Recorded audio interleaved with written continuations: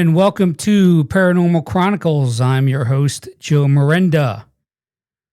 Today's episode is Creek's Edge Road. Now, before we go any further, I just want to make it very clear that I'm a flawed man and I'm a sinner. I give God all the glory. I believe Jesus Christ is my Savior. But I never, ever, under any circumstance, underestimate Satan's ability to blind minds, eyes, ears, and hearts here on earth. Now, in the episode, Can't You See My Aura? I made mention to the fact that as I was leaving the house cleansing back on January 31st, 2013, as I was traveling on Cover Bridge Road, the sound system in my car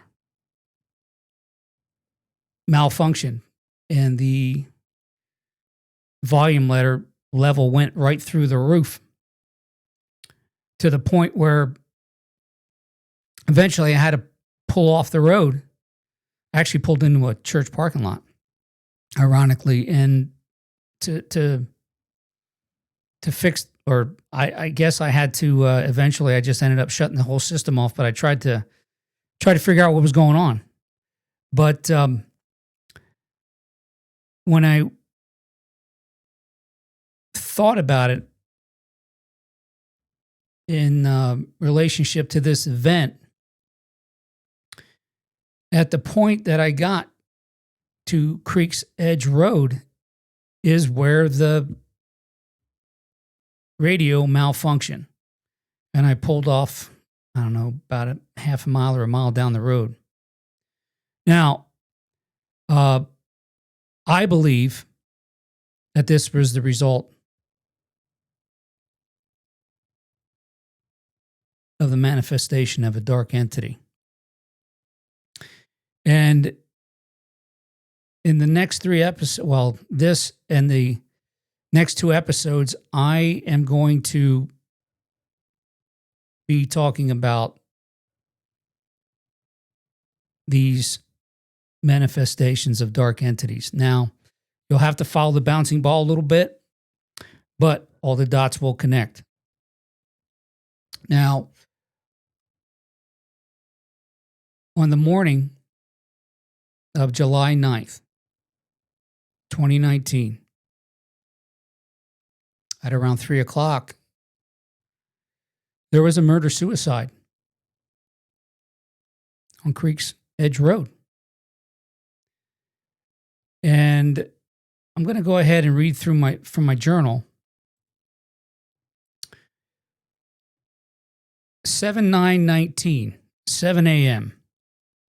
I read a story this morning in the Reading Eagle newspaper about a murder-suicide that occurred today in Oley, Pennsylvania.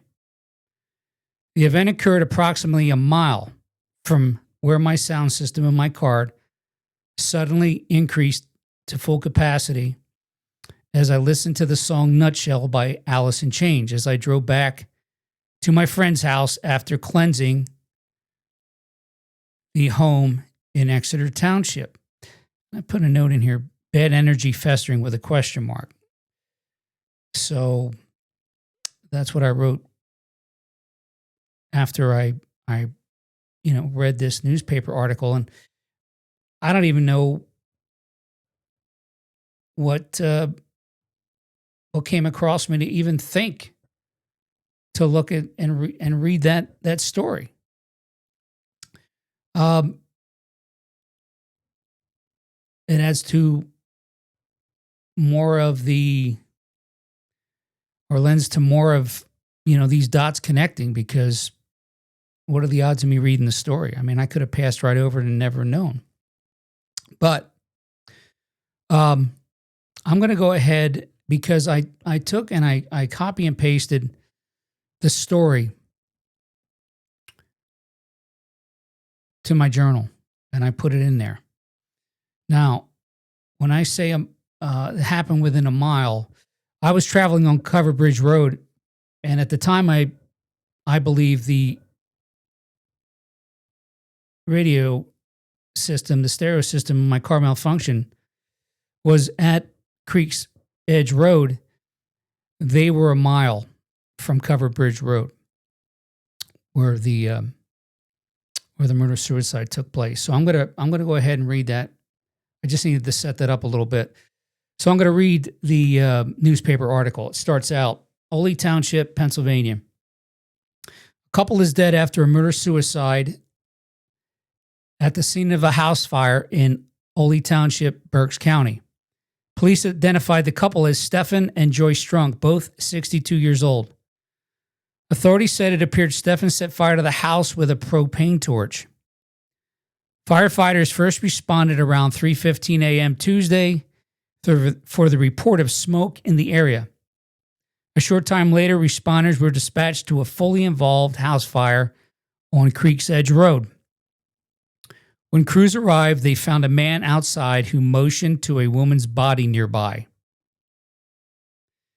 He was waiting on the edge of the roadway when fire personnel first arrived, said Chief Ray Seraphin of Central Berks Regional Police Department. The first fire company personnel arrived. He asked for the direction of where the person was laying in the driveway. Stephen Strunk indicated to the firefighter by nodding. In other words, pointing down the lane. This is according to the police chief. The responding firefighters found the woman was dead of a single gunshot wound, Seraphin said. She had been shot outside of the home. Now, as firefighters were tending to the woman, the man in the driveway shot himself. One of the fighters said that as he was looking or tending to the person laying in the driveway, he heard the pop of another gunshot and saw a gentleman fall over. The shooting was ruled a murder-suicide, police said. Officials are still trying to figure out whether the guns were legally purchased. Now, personally, whether they were legally purchased or illegally purchased, criminals don't care about laws. Now, back to the story. The detectives say, based on interviews with family and friends, there was likely emotional abuse and control issues between the two. Police say friends of Joyce Strunk told her she should leave her husband. Police say Stephen Strunk left behind a suicide note, though the note did not really explain why he did it. Seraphin goes on to say, we believe that the husband killed the wife with a handgun and then he ended his own life with a handgun. The woman may have been killed hours before the crew arrived, Seraphin added, and also added the home was completely destroyed by the fire. Let's see. The story goes on in a couple areas here. It's redundant, so I'm not gonna read those. Seraphin goes on to say, when you sit back and you play Monday morning quarterback, you think what could have happened to the firefighter that first responded as he was rolling up. He goes on to say, what if his thought process could have been something different? I guess he's referring to Strunk. That was my initial concern. Like, wow, you really were in harm's way and didn't even realize it. It goes on to say that further information will be released in a news conference later. Now, I also did put into my journal 7/22/19 update. Further investigation revealed that the couple had been in an abusive and dysfunctional relationship for many years. Well, something I can also add to that, the friend whose house I was staying at when I did the home cleansing back in 2013, he actually knew the couple. His brother actually knew Stefan a lot better. I guess they had done some work together over the years, but he did confirm that the husband was extremely controlling, in fact, to the point where he gave the wife an allowance to run the house with. He did. My friend did indicate that the husband was an extremely heavy drinker and was an alcoholic, and there seems to be, you know, that connection with a lot of these horrible events. It's either alcohol or drugs. That the deeper you dig, the more you find out that is I think, causation. Now, one of the interesting thing about doing the research for this episode was the fact that as I was doing my research, I got an impression, and the impression was to look up how many days it was from the 31st of January, 2013 until July 9th, 2019. And it actually comes out to 2,350 days. Got another impression right after that to look up the number and that there would be some significance to that number. So I did. And when I looked online, it said it's an angel number. And I'll read what I found online. It says angel number 2350 encourages you to always be as careful as possible in taking care of yourself and all of your business. That may mean you need to move to a home or residence that is much more suited to the ideals that you hold dear. I got chills when I read this. I mean, we're talking about a woman who was murdered by her husband. Murder is a very selfish act. It's a heinous act. Suicide is probably the ultimate act of selfishness. And, this poor woman, I'm sure, was going to probably leave her husband. Maybe it was that morning. Maybe it was that evening. They argued. She was going to leave. She had made up her mind. And this gentleman, I didn't know him at all, but he could have been one of those, well, if I can't have her, nobody else is either.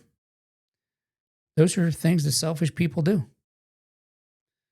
And, was he drinking that night? I didn't investigate any deeper. Could have been. Might have. But they didn't mention that in the article, so I really don't know. Now, one of the things that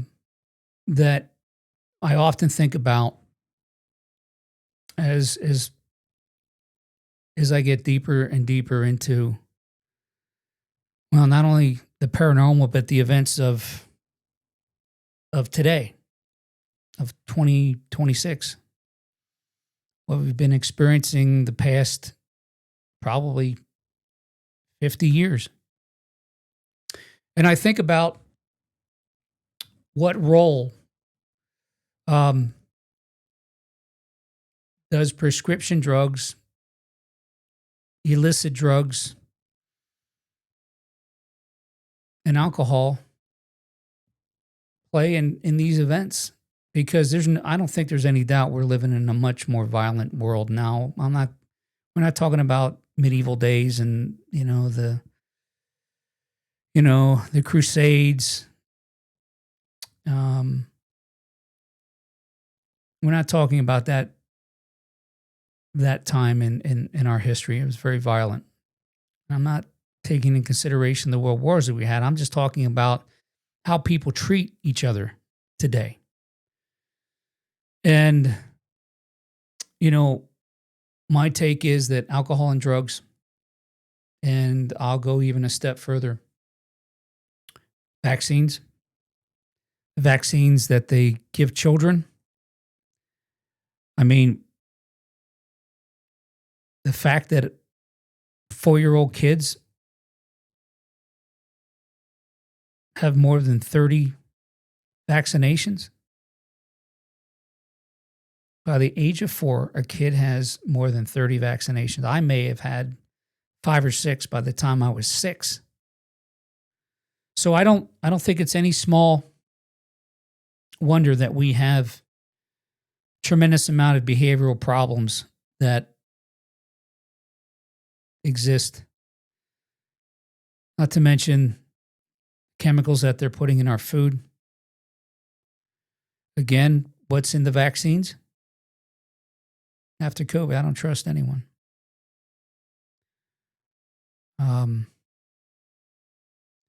So again, I'll go back to all these videos I was watching on YouTube about these interactions with people that are on drugs or alcohol, interacting with the police, and telling police officers to kill them. You can't convince me that those are human beings saying that. I believe those are people that are possessed by demonic entities. And I think what these following 2 episodes are going to show is the causal connection between drugs and alcohol and manifestations. I mean, we go back to the house cleansing I did. The father was self-described alcoholic. He was drunk when I showed up, when I first met him. First time I met him. And I believe that it was a manifestation that attached itself to me. Now, was it that entity that was caught in that picture in the mirror as I was doing the cleansing? I don't know. Could it have been a different entity? Of course. But what are the odds of my car stereo malfunctioning? And then, of course, when I got to my friend's house, about 5 miles later, and stopped my car, the window was going up and down for several minutes. That was alcohol. There was a presence of alcohol in that household where I did the cleansing. Stefan Strunk drank heavily.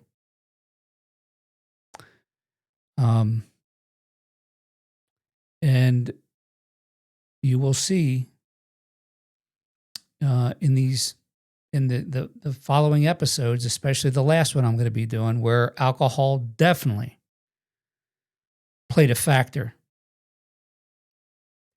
So I will leave you with this. This episode and the next 2 are going to show that I believe dark entities not only manifest themselves, but they can jump to human beings, and they will jump. And it's all in my journal. And because I was steadfast in keeping this journal, it's easy to see and it's easy to show how the dots connect.